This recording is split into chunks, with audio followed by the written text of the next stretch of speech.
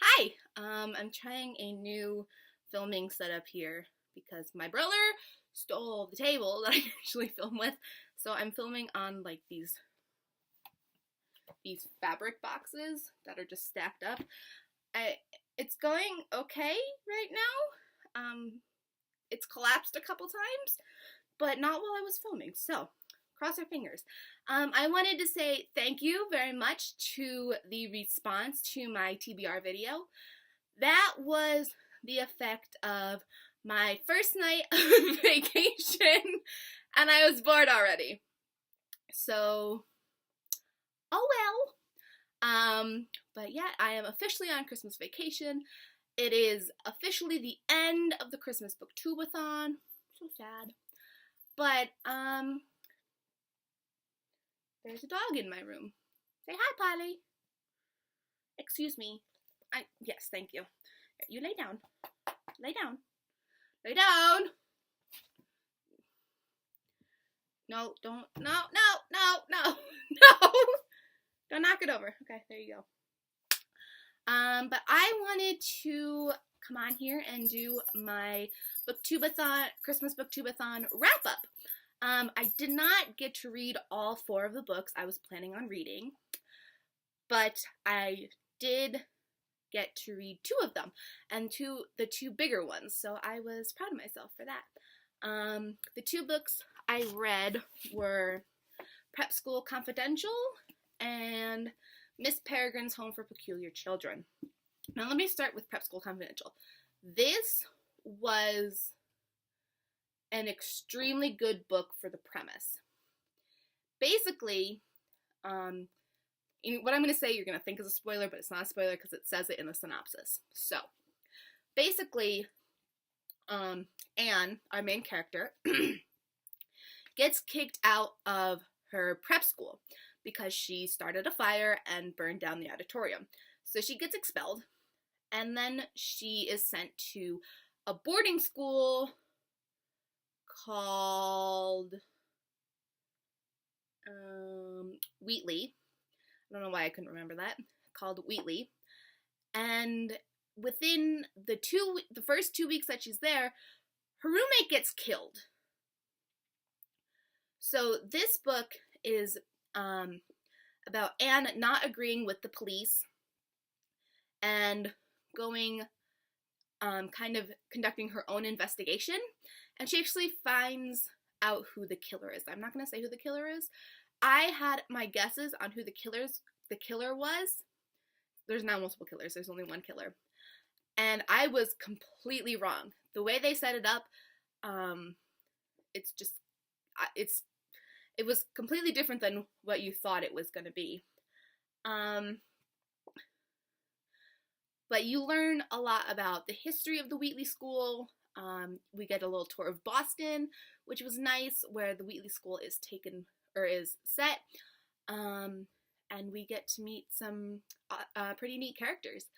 And I really like this. I believe this is going to be a trilogy.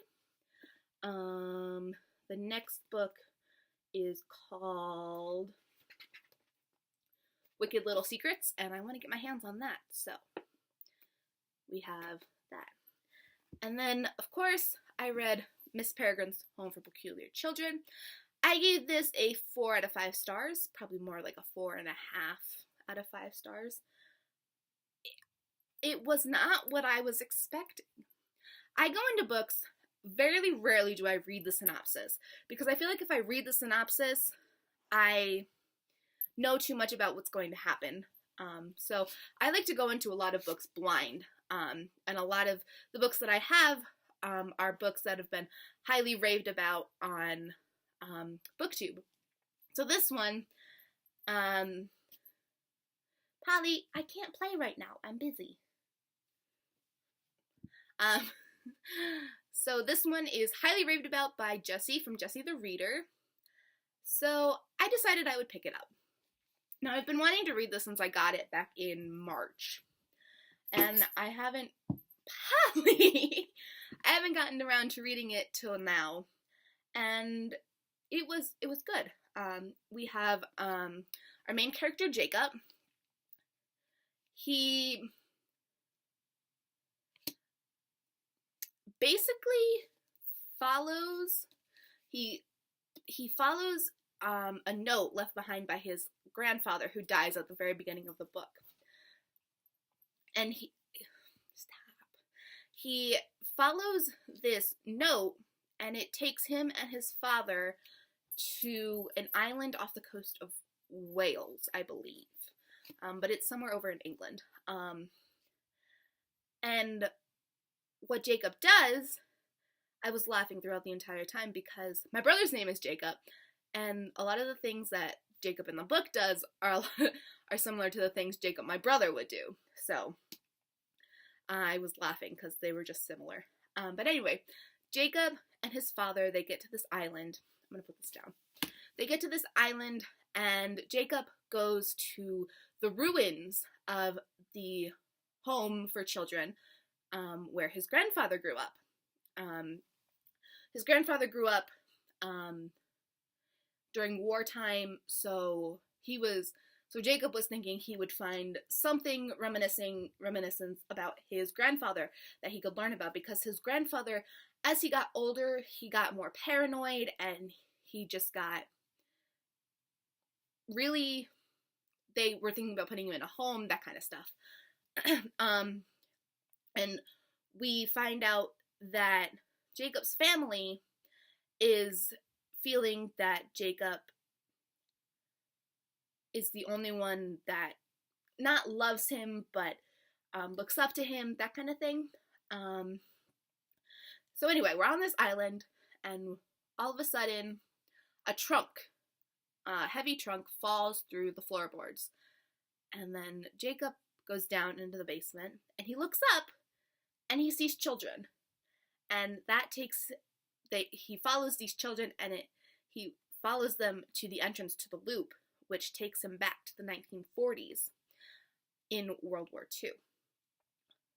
So, and the story just progresses from there, and it's really not, I want to say cute, but it's not like, I don't want that to be off-putting for people who don't like cute things, but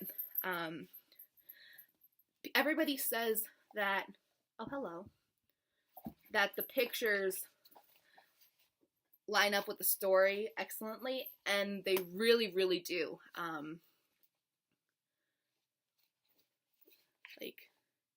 They're really wonderful.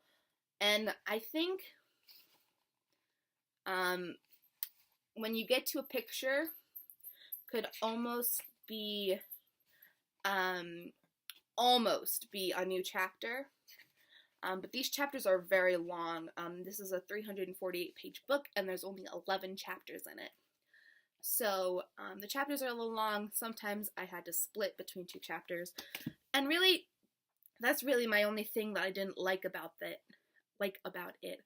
I kind of figured out who the bad guy was because he was the new guy in town and that kind of thing. But it kind of takes a twist. So, yeah.